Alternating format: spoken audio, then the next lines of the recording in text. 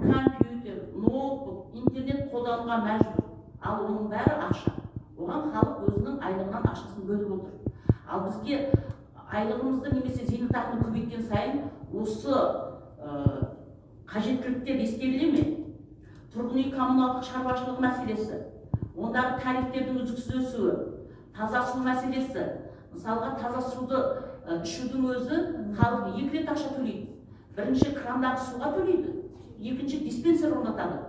Диспенсер арқылы суды тағы сатып алып ішіп отырады. Қажеттіліктер мен мұқтаждықтар көбейген сайын халықтың әлеуметтік тұрмыстық жағдайлары нашарлауда. Енді балалардың жағдайы.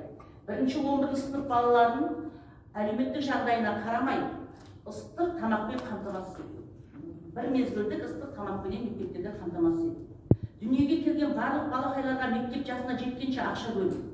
Жекеменшік балабақшаларда да қордаланған мәселелер көп. Мысалға, жекеменшік балабақша сапасын мемлекеттік балабақшалардың жағдайымен теңестіреді. Бірақ ол үшін мемлекеттік балабақшаға бөлінетіндей жыл сайын жөндеу жұмыстарына қаражат бөлінбейді. Неге бөлінбейді? Келесі, президент жолдауында қарастырылған кәсіпкерлерді қолдау жүйесі тиімді жүргізілмеген. Арендаға жалдап отырған ғимараттарға қосымша ақша бөлінбейді. Ол жекеменшік балабақша иелері үкіметтен үлгетпенен кредит алғанымен кредит алады, бірақ өздері өтейді ғой. Ал қайда жұмсалып жатыр, қалай жұмсалып жатыр, неге оларға көмек көрсетпеске, қолдау жасамасқа, оның барлығы назардан тыс қалып отыр. Жекеменшік балабақшада қызметкерлердің статусын мемлекеттік балабақшаның қызметкерлерінің статусымен теңестіру қажет. Мысалға, мемлекеттік балабақшаларда тегін курстар оқытылғанымен жекеменшік балабақшаларға тегін курстар ұйымдастырылмайды. Ол балабақша қызметкерлерінің біліктілігін арттыру үшін өте қажет. Одан кейін білім саласы. Мектептерді заманауи технологиялармен, құрал-жабдықтармен толыққанды қамтамасыз ету. Біліктілік санатына аттестациялауды, мұғалімдерді күйзеліске түсірмейтіндей жеңілдету. 1-11 сынып оқушыларын бір мезгілде тегін тамақпен қамтамасыз ету. Студенттерді тегін жатақханамен қамтамасыз ету. Және тағы мынадай мәселе. Ойын-сауық кешендерінде, мысалға біздің Әуезов ауданындағы Спутниктің бір бұрышында бұрын арақ-шарап орталығы болмайды. Сол жердің бір бұрышында қазір емін-еркін уақыты шектеусіз арақ-шарап ішіп отырады. Ал жанындағы бутикта ата-анасы мен балалар киім сатып алып жатыр. Неге сол арақ-шарап бұрышын, көңіл көтеру бұрышын балаларға арнамасқа? Балалар мектептен шыққаннан кейін баратын жер таппайды. Сол жерде мысалға дискотека ұйымдастыруға болады ғой. Кітап оқуға жайлы орта ұйымдастыруға болады ғой.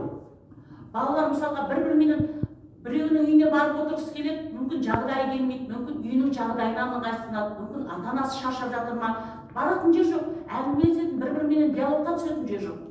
Одан да сол арақ-шарап көңіл көтеру орталықтарын, сауда кешен ойын-сауық орталықтарынан аластатып, сол жерде балаларға жайлы орта қалыптастыру керек. Медицина саласы жайында. Міндетті әлеуметтік медициналық сақтандыру қоры халықтың денсаулығына қызмет ету керек. Мысалға, бір тұтынушы, салық салушы 5 жыл бойы жұмыс істейді, ана ақшасы жиылып жатыр, айына 8 мың, 10 мың теңгеден кем төлемейміз. Егер 5 жылдан кейін белгілі бір себептермен жұмыссыз қалатын болса, ана қордың қайда кеткені белгісіз, оны қабылдамайды, ол қор сақталмайды. Мысалға, 5 жыл бойы ол азамат денсаулығы мықты болды, жас азаматтың, ол қажет еткен жоқ. Бірақ 5 жылдан кейін жұмыссыз қалған кезде ана қордан ешқандай көмек көрмейді. Сондықтан мәмістің талаптарында халыққа тиімді етіп өзгерту керек деп ойлаймын. Одан кейін медицина саласы шынайы цифрлануы тиіс. Сайтқа кіріп, ауырған адам өз анализдерінің нәтижесін біле алатындай, немесе сол емханаға тіркелген пациенттердің электронды пошталарына неге анализдері, сараптамалар түсіп отырмайды? Неге ол қайта-қайта жүгіріп, кейде таппай қаламыз? Тапсырасың, анализдің результаты қайда екенін білмейсің. Телефон соғасың, менің балам немесе бір туысым, немесе өзім сіздерге анализ тапсырған еді, білуге бола ма? А сізге ешкім хабарласпады ма? Хабарласқан жоқ. Хабарласпаса, онда бәрі дұрыс деген сөз. Бұл қазір цифрларға, заманға сай лайықты жұмыс үрдісі ма?